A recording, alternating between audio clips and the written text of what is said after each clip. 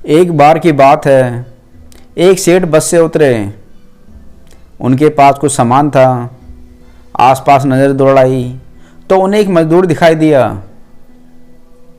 सेठ ने उसे बुलाकर कहा कि इस सामान को लेकर के चलना है, जाने के कितने पैसे लोगे।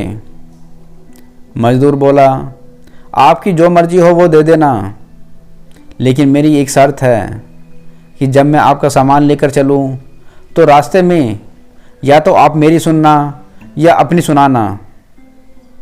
सेठ ने मजबूरी में हाँ कर दिया।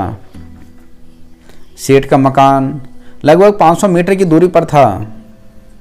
मजदूर सामान उठाकर सेठ के साथ चल दिया और बोला, सेठ जी आपको सुनाओगे या मैं सुनाऊं? सेठ ने कह दिया कि तू ही सुना दे। मजदूर ने खुश होकर कहा कि जो कुछ मैं बोलूं उसे ध्यान से सुनना। मजदूर पूरे रास्ते बोलता गया और दोनों मकान तक पहुंच गए।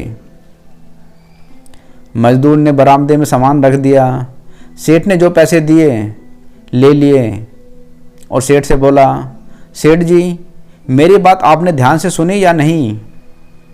सेठ ने कहा, मैंने तेरी बात नहीं सुनी, मुझे तो अपने काम निकालना था, मैंने तेरी बात कोई नहीं सुनी। मजदूर बोला, सेठ जी आपने जीवन की बहुत बड़ी गलती कर दी। कल ठीक 7 बजे आपकी मौत होने वाली है। सेठ को गुस्सा आया और बोले, तेरी बकवास बहुत सुन ली, अब जा रहा है या तेरी पिटाई करूं? मजदूर बोला, मारो या छोड़ो, कल शाम को आपकी मौत होनी ही है, और अब भी मेरी एक बात ध्यान से सुन लो। अब सेठ थोड़ा गंभीर हुआ और बोला, सभी को मरना है, अगर मेरी मौत कल शाम को होनी है तो होगी, इसमें मैं क्या कर सकता हूँ? मजदूर बोला, तभी तो कह रहा हूँ कि अब भी मेरी बात ध्यान से सुन लो। सेठ बोला, ठीक है, मैं ध्यान देकर सुनूंगा, बताओ। मजदूर बोला, मरने के बाद आप ऊपर जाओगे तो आपसे यह पूछा जाएगा कि हे मनुष्य, पहले पाप का फल भोगेगा या पुण्य का? क्योंकि मनुष्य को अपने जीवन में पाप और पुण्य दोनों ही करता है। तब आप कहना कि पाप का फल भुगतने को तैयार हूँ, लेकिन पुण्य का फल आंखों से देखना चाहता हूँ। इतना कहकर मजदूर चला गया। दूसरे दिन ठीक 7 बजे सेठ की मौत हो गई।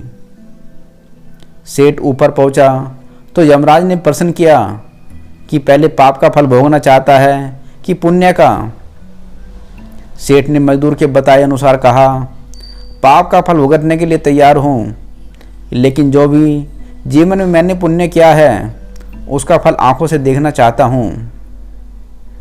यमराज बोले, हमारे यहाँ ऐसी कोई व्यवस्था नहीं है, यहाँ तो दोनों के फल भुगतवाए जाते हैं। सेठ ने कहा कि फिर मुझसे पूछा क्यों? अब पूछा है तो उसे पूरा करो। धरती पर तो अन्याय होते देखा है, पर यहाँ पर भी अन्याय है। यमराज ने सोचा कि बात तो सही कह रहा है, इससे पूछकर मैंने तो बहुत बड़ी गलती कर दी। मेरे पास कोई ऐसी व्यवस्था है ही नहीं जिससे कि इस जीव की इच्छा पूरी हो जाए। विवश होकर यमराज उस सेठ को ब्रह्मा जी के पास ले गए और पूरी बात बताई। ब्रह्मा जी को भी सेठ की इच्छा पूरी करने का कोई उपाय नहीं सूझा। ब्रह्मा जी विवश होकर यमराज और सेठ को लेकर भगवान जी के पास पहुँचे और समस्या बताई। भगवान ने यमराज और ब्रह्मा से कहा, जाइए अपना अपना काम कीजिए, और दोनों चले गए। भगवान ने सेठ से कहा, अब बोलो तुम क्या कहना चाहते हो?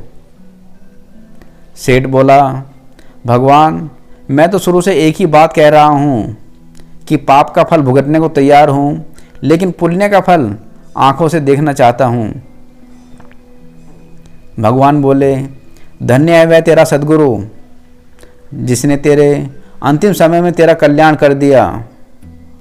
अरे मूर्ख, उसके बताए उपाय के कारण ही तू मेरे सामने खड़ा है। अपनी आंखों से इससे और बड़ा पुण्य का फल क्या देखना चाहता है। मेरे दर्शन से तेरे सभी पाप भस्मीभूत हो गए हैं।